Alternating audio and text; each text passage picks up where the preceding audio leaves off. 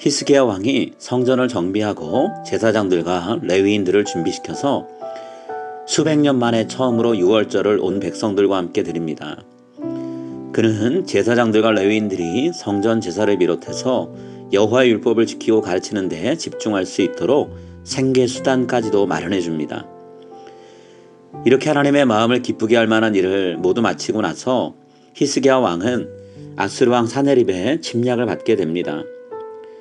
사네립 왕은 유다의 46개나 되는 성읍들을 점령했고 이제 예루살렘을 포위해서 함락시키기 위해 군대를 이끌고 진군해 오고 있었습니다. 이 소식을 들은 히스기야 왕은 백성들을 진두에서 지휘하며 아수르 군대와 싸울 준비를 하기 시작합니다. 그는 백성들과 함께 무너진 성벽을 보수하고 망대를 높이 쌓고 외성을 든든히 방비하고 다윗성의 넓은 벽면이었던 밀로를 견고하게 했습니다. 밀로를 견고하게 하는데 사용된 돌은 두께가 7m나 될 정도였습니다. 이외에도 히스기야 왕은 군대를 위한 무기와 방패를 만들었고 자원한 백성들로 구성된 군대를 정비해서 지휘관들에게 맡깁니다. 모든 준비를 마치고 그는 마지막으로 군대를 성문 앞 광장에 모아놓고 저들을 격려하는 연설을 합니다. 이때 히스기야 왕은 자신이 준비한 군대가 강함을 내세우며 승리를 장담하는 이야기를 하지 않습니다. 아수르 군대는 육신의 팔, 다시 말해 수많은 군인과 고도의 무기 체계를 가지고 싸우러 나왔습니다. 하지만 히스기야 왕과 백성들은 그들과 함께 하시는 하나님을 의지하며 하나님이 그들을 위해 대신해서 싸워주시기에 승리를 거둘 것이라고 자신합니다. 이 말을 들은 백성들은 안심했고 곧 다가올 싸움의 순간을 대비하게 됩니다. 결국 아수르 왕 사네립이 예루살렘 성에 다가왔습니다. 그리고 성을 에워쌌고 백성들의 사기를 꺾어놓기 위해서 하나님과 히스기야 왕을 비방하는 말을 끊임없이 쏟아냅니다. 이제까지 자신의 군대를 막아준 신들은 이 땅 어디에도 없었음을 근거로 내세우면서 여호와 하나님도 이스라엘 백성들을 결코 보호해주지 못할 것이라 호언장담하죠. 히스기야 왕은 그가 백성들에게 말했던 것처럼 여호와 하나님만을 의지하며 이사야 선지자와 함께 하늘을 향해서 부르짖어 기도합니다. 하나님이 응답하셨고 천사를 보내서 아수르의 모든 군대 지휘관을 죽이게 하십니다. 사네립 왕은 이 상황이 너무나 부끄러워서 싸우지 못하고 귀국하고 맙니다. 본국에 돌아간 사네립은 아들들에 의해서 그가 그토록 자랑하고 섬겼던 신전 안에서 죽임을 당합니다. 그와 반대로 히스기야는 주변 국가들이 보낸 예물을 받으며 존귀하게 여겨지게 되죠. 여러분, 하나님을 순전한 마음으로 섬기는 사람에게도 언제든 어려움은 찾아올 수 있습니다. 그런데 그 순간이 우리에게 참 중요한데요. 하나님을 향한 우리의 마음을 점검할 수 있는 시간이 되기 때문에 그렇습니다. 하나님은 우리가 얼마나 위기 상황을 잘 준비했는가를 보기 위해서 우리에게 어려운 순간 허락하지 않으십니다. 오히려 하나님을 얼마나 의지하고 있는가를 살펴보시기 위해서 우리에게 어려움을 허락하시죠. 우리 모두가 히스기야 왕처럼 변함없는 믿음으로 하나님을 의지함으로써 하나님이 우리를 세상 가운데서 존귀하게 세우시는 큰 은혜를 누리는 그런 삶을 살게 되기를 이 시간 간절히 바라고 여러분을 권면합니다. 여러분, 하나님만 의지하십시오.